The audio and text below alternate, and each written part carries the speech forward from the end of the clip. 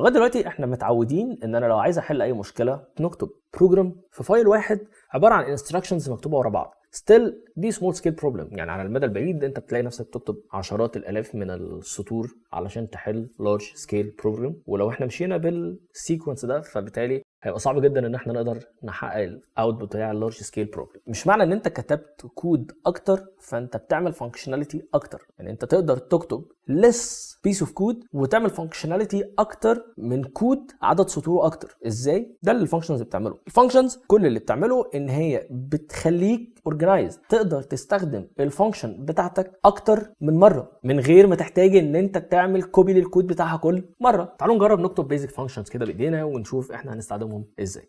خلينا نقسم الفانكشنز لاربع انواع. اول نوع هي فانكشن مش ببصلها arguments وفي نفس الوقت مش باخد منها ريتيرن. تعال كده الاول نبدا نكتب الفانكشن بتاعتنا. اول حاجه الفانكشن دايما بتبدا بكلمه ديف. ديف دي كيورد جوه البايثون بتعرف بيها بدايه الفانكشن. ديف بعدها البايثون فاهم ان ده اسم الفانكشن وهتنزل تحت تكتب البادي بتاعها. طيب انا مثلا انا دلوقتي هعمل فانكشن، الفانكشن دي مجرد لما استدعيها بتطبع لي كلمه، بتطبع لي جمله، فانا هسميها بكل بساطه print hello، وادي قوسين الخاصين 100. لو انا مش هباصي للفانكشن دي اي حاجه فانا مش هكتب اي حاجه في القوسين دول. نقطتين فوق بعض هننزل، طبعا احنا نزلنا جوه ايه التاب اللي هي الخاصه بالايدنتيشن، فكل اللي انا هكتبه دلوقتي طالما هو تحت كلمه ديف وانر تاب انر 4 مسافات، فده معناه ان كل اللي انا هكتبه هيحصل له اكسكيوشن كل مره هنادي فيه الفانكشن اللي اسمها print hello. فانا بكل بساطه هعمل print we printed this through function with no input parameters or reader. اوكي، انا علشان استدعي الفانكشن دي في البرنامج بتاعي او اعمل لها execute محتاج اناديها باسمها فقط. كلمة diff هي تذكر مرة واحدة وأنا بعرف الفانكشن وأنا بديفاين الفانكشن، أنا بقول كلمة diff مرة واحدة بس. طيب لو أنا عايز أستدعي بقى الفانكشن نفسها فأنا بستدعيها بالشكل ده، اسم الفانكشن والقوسين الفاضيين. ليه قوسين فاضيين؟ لأن احنا اتفقنا إن احنا ما عندناش أي input parameter، فأنا مجرد إن أنا أكتب كلمة print hello إيه اللي هيحصل؟ اللي هيحصل إن هو هيبدأ يدخل جوه البادي بتاع الفانكشن ويكسكيوت كل اللي أنا كاتبه. كل اللي أنا كاتبه هو عبارة عن print فانكشن واحدة. البرنت دي هي فيها شوية الكلام اللي اتطبع. ده اول نوع، هو نوع انا مش ببصيله input parameters ومش مستني منه اي return value. طيب النوع الثاني هو النوع اللي انا ببصيله input parameters ولكن مش بستنى منه return. تعالوا نشوف اكزامبل بسيط. برضو هنعمل def، هنقول فانكشن اسمها print sum. الفانكشن دي هبصلها two parameters، هبصلها مثلا num1 و num2. طيب مبدئيا احنا كل اللي احنا هنعمله هنا ان انا هبرنت السم بتاعها، فانا هنا بكل بساطه هقول print num1 plus num2.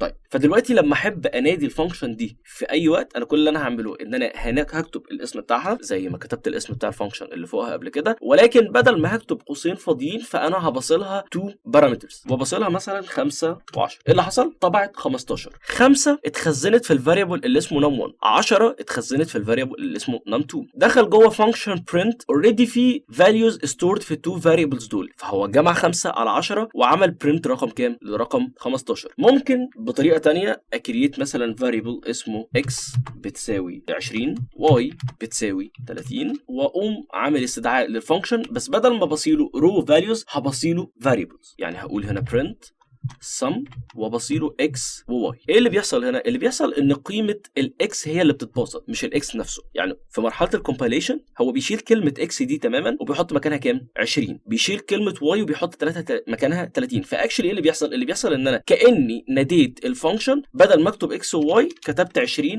و30. ده اللي بيحصل. بس لو رجعنا لاكس و y تاني وعملنا اكسكيوشن للسطر ده فهيطبع فعلا كام؟ 50. طيب النوع الثالث هو نوع انا مش ببصيله بارامترز ولكن بيديني ريتيرن.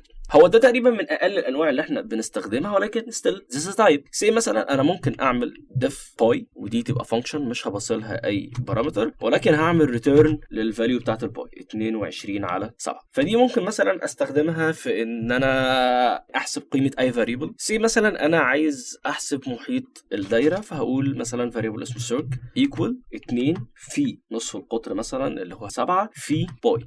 هنا ايه اللي هيحصل؟ هنا هو هيروح هيكسكيوت باي الاول، هيلاقيه هيريتيرن ايه؟ هيلاقيه بيريتيرن فاليو 22 على 7. فكانك بالظبط قلت 2 في 7 في 22 على 7. فمجرد ما اعمل اكسكيوشن هيديني قيمه السيركل print circ 44 فعلا 22 في 7 في 22 على 7 7 تروح مع 7 22 هيديني كام 44. طيب النوع الرابع هو نوع انا ببصيله arguments وفي نفس الوقت مستني منه return. زي مثلا انا ممكن اعمل فانكشن اسمها is even هي بتاخد رقم واحد بس هي كل اللي بتعمله ان هي بترجع لي true او false. true في حاله ان الرقم ده even، false في حاله ان الرقم ده odd. اللي بيحدد الرقم ده even ولا لا ان باقي قسمته على 2 بيساوي 0. فانا كل اللي انا هعمله هعمل return num percentage 2 equal 0. لما نيجي نستدعي الفانكشن فاحنا هنشوف على طول هي ايه بترجع لي true او false. فانا ممكن اقول بكل بساطه is even 2 true، فعلا رقم 2 هو رقم زوجي.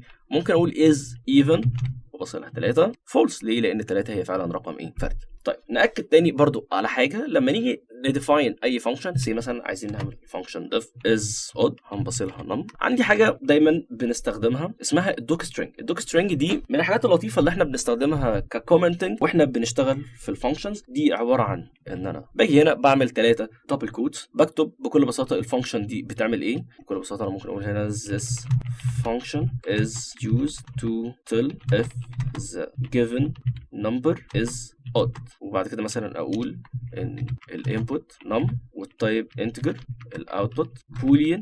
وبعد كده هعمل ايه؟ هقفل الدبل كوت بتاعتي. انا ما زلت جوه الفانكشن ما خرجتش، وهعمل return num percentage 2 لا يساوي الزيرو. نستدعي فانكشن is odd بقى وهنبصلها 2، فالمفروض ان هي على عكس اللي فوق تديني ايه؟ هتديني false. هديها 3 هتديني ايه؟